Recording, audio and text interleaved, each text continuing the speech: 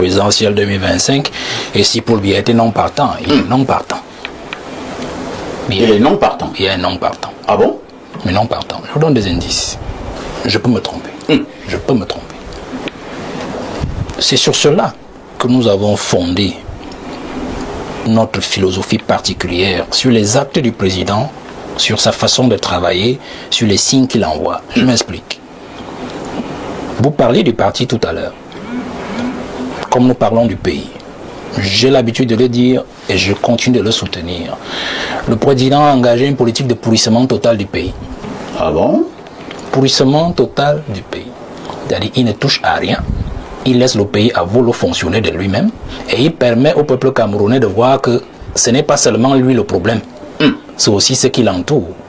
Nous avons cité des sujets ici avec les nez bidons, Kangate, Covid-Gate. Tous ont mis la main dans la caisse, dans ces différents dossiers, pour montrer effectivement jusqu'où ils peuvent aller pour insécuriser les Camerounais, même sur les affaires de santé. Donc, il a engagé ce pourrissement du pays. Il s'est mis en retrait. Pourrissement du pays. Maintenant, on vient de parler de sa machine. Pourrissement de la machine.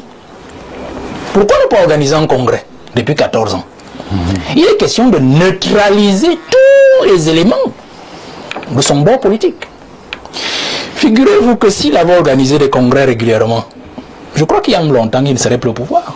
Ah bon? Non, je crois qu'il y a longtemps. Je prends un simple cas. Prenons 2022, quand il était aux États-Unis et qu'il était au plus mal de sa forme. Souvenez-vous, aux États-Unis, alors qu'il devait prendre la parole, il était vraiment faible.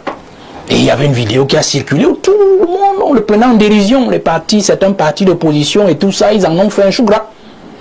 Où on a même l'impression qu'ils ne savaient même pas où ils se trouvaient. Vous comprenez? Donc je prends seulement ce moment politique du pays et du président pour vous dire que si le parti avait été viable, c'est-à-dire les membres du bureau politique étant tous présents, le congrès renouvelé, tout renouvelé, on lui aurait fait simplement ce qu'on a fait à Mugabe, au Zimbabwe. Aussi simple. Ça dit qu'il serait peut-être resté aux États-Unis quand on lui aurait dit, Monsieur le Président, le bureau politique a été convoqué de manière extraordinaire et on a décidé de... Voilà. Vous voyez? Faites attention. Donc l'homme est malin. L'homme est malin. Il pourrit le pays complètement pour montrer au peuple camerounais que je ne suis pas le seul problème de cette affaire. J'ai responsabilisé près de 1000 personnes à travers des gouvernements successifs qui m'ont déçu. Et voilà encore même que ceux qui sont actuellement avec moi, Kangate, Covid-Gate, ainsi de suite, m'ont déçu. Pourrissement aussi de l'appareil politique pour dire nous allons mourir tous ensemble. Je pars avec vous. Donc je ne pars pas seulement avec la machine politico-technique, administrativo-technique, je pars aussi avec la machine politique que moi-même j'ai créé et dont j'ai hérité de mon père Aïdjo, que j'ai transformé UNC RDPC. Mais vous faites très attention. Donc le président, en pourrissant le pays complètement, en pourrissant son parti, se protégeait lui-même aussi. Parce qu'il doit arriver à 2025. Et c'est sur cette logique que nous avons pensé que la jeunesse aujourd'hui devrait comprendre et rentrer dans cette logique. Le président nous a ouvert le boulevard pour faire comprendre à la jeunesse que ce que Biya fait là est à notre avantage. Si Biya n'avait pas pourri le pays et que ces gens-là continuaient à travailler normalement et à dire que c'est Biya le problème et qu'on ne voyait jamais que c'est eux aussi le problème, certainement qu'aujourd'hui, le peuple aurait déjà trouvé son candidat dans l'entourage de Paul Biya. Or aujourd'hui c'est difficile, nous avons parlé du RGPR tout à l'heure. Quand nous avons sorti certains, enfin exposé certains de ces marques ou de ces dossiers dans certains sujets qui ont été abordés, Kangate, ainsi de suite, vous voyez comment les réactions de tous les Camerounais à travers votre petit écran ici sur le plateau sont révélées. Donc il y a en prison le pays à mouiller tout le monde. C'est-à-dire pour que le peuple comprenne que ce n'est pas là-bas qu'il faut chercher le successeur. Parce que tous ont refusé que je vous laisse un héritage.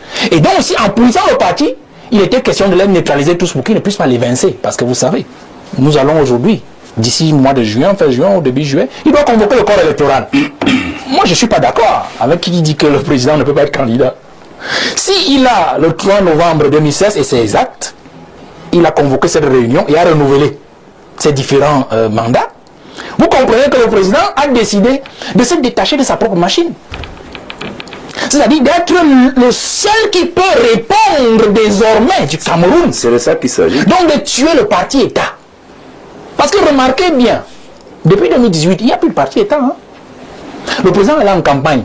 Remarquez bien, même le tissu du RDPC n'a pas les effigies du RDPC.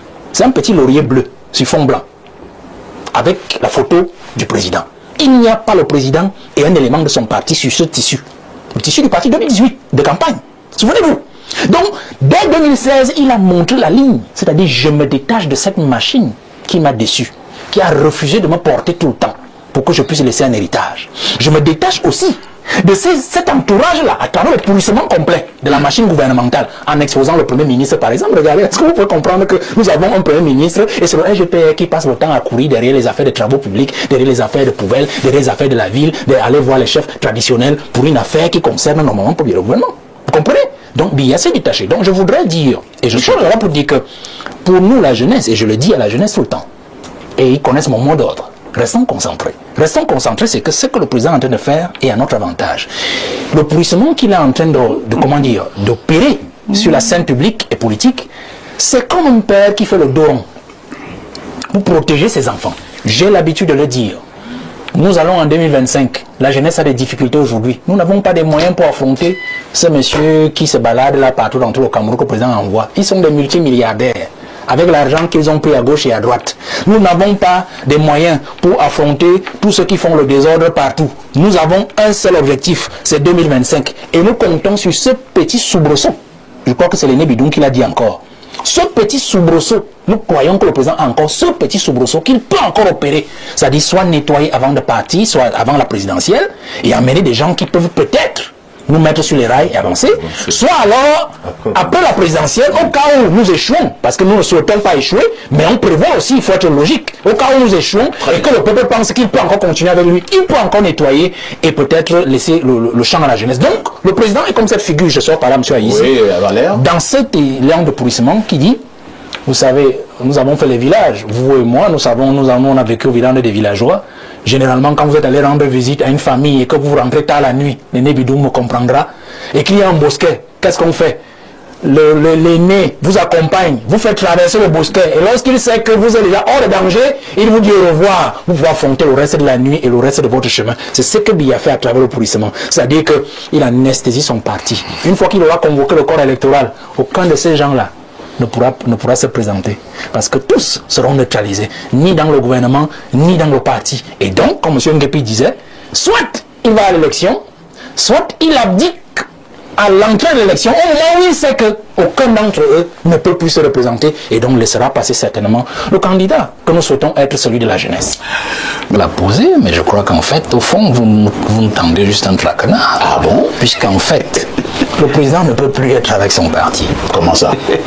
RDPC égale échec. Bien sûr. Tous ceux qui sont dans son parti sont ceux qui bénéficient de son décret et sont ceux qui ne font rien de tout ce qu'il demande de faire. Aussi simple que ça. S'il n'a pas organisé le congrès depuis, c'est parce que justement il sent que la machine ne suit pas. La machine ne suit pas son rythme. La machine ne suit pas les orientations. Je suis désolé. Est-ce qu'un chef peut décider de se détacher de sa machine, de tuer sa machine? Parce que ne pas la renouveler, c'est la tuer. Ne pas renouveler, disons aux Camerounais simplement, ne pas organiser les congrès du parti, de son parti. C'est comme une voiture que vous laissez au garage, vous ne la chauffez jamais. Elle se détériore. 14 ans sans démarrer une voiture, le moteur d'une voiture. Quand vous revenez, vous devez d'abord la réviser. Vous savez qu'il ne peut plus fonctionner comme une voiture qui a toujours roulé tout le temps. Tout à fait.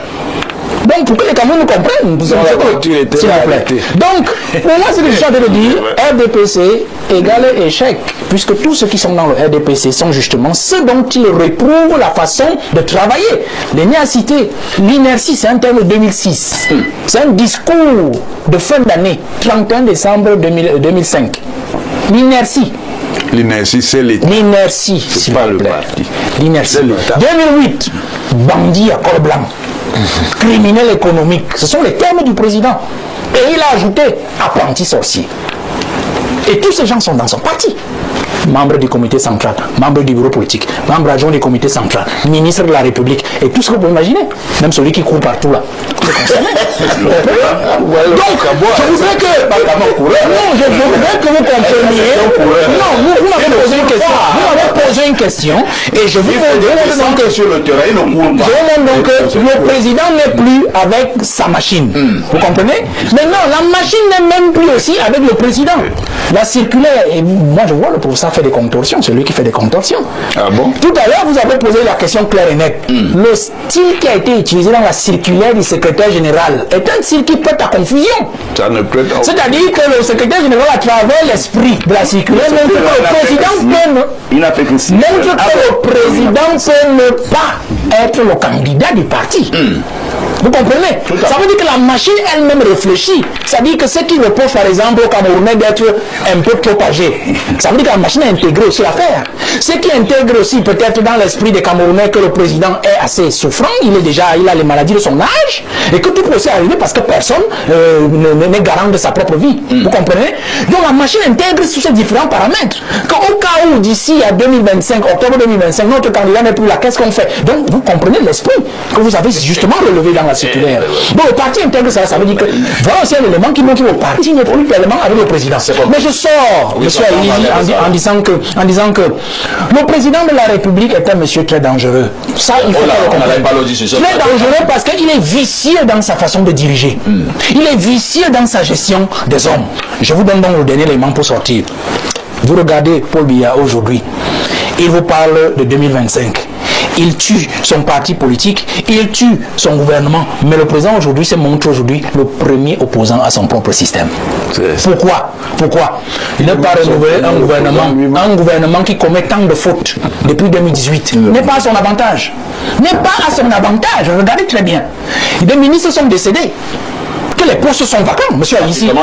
Pratiquement 4, sans compter les assimilés. Vous comprenez? Cela n'est pas à son avantage. Mais pourquoi il le fait? Parce qu'il veut montrer effectivement au peuple camerounais que, comme il avait dit à l'un de ses SGPR, ce sont des individus à qui j'ai donné une fonction, un décret. Donc pour montrer aussi, je suis sorti, pour dire qu'en fait, le président aujourd'hui est le premier opposant à son propre système, pour montrer au peuple camerounais que ces gens-là, je ne peux pas compter sur eux pour la succession. Battez-vous, notamment nous, pour la jeunesse, nous l'avons compris. Nous nous battons pour former un candidat, pour avoir un programme, pour avoir un projet et aller aux élections.